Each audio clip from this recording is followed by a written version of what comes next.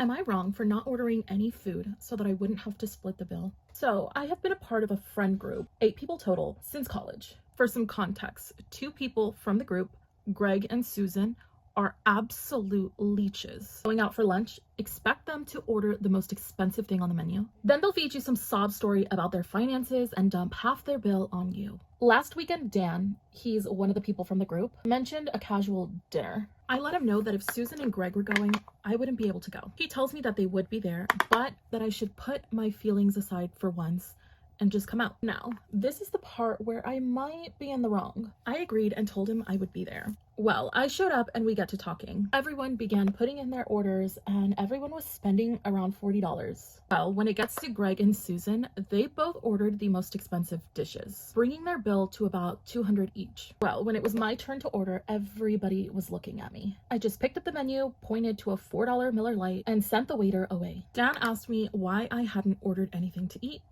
and I just let him know that I had lost my appetite. Well, the other 2 friends got up to cancel their orders as well and just stuck to drinks too. So after the others were done with their main courses, the waiter brought out the check.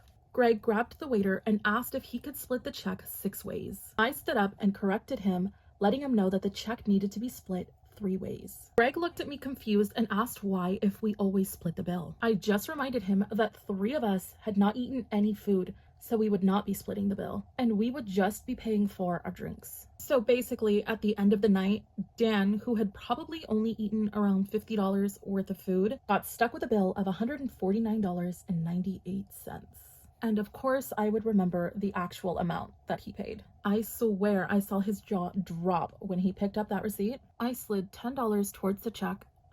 I said goodbye to everyone and I walked out. The next morning, I found my phone full of text messages from Greg and Susan saying that I was an ass for not ordering any food and forcing them to pay more than they had accounted for. I honestly just laughed because the steaks they ordered alone were worth more than what they had paid. But to each their own, right? I also got a bunch of messages from Dan saying I could have just not came instead of pulling that stunt and sticking him with an outrageous bill. So was I wrong?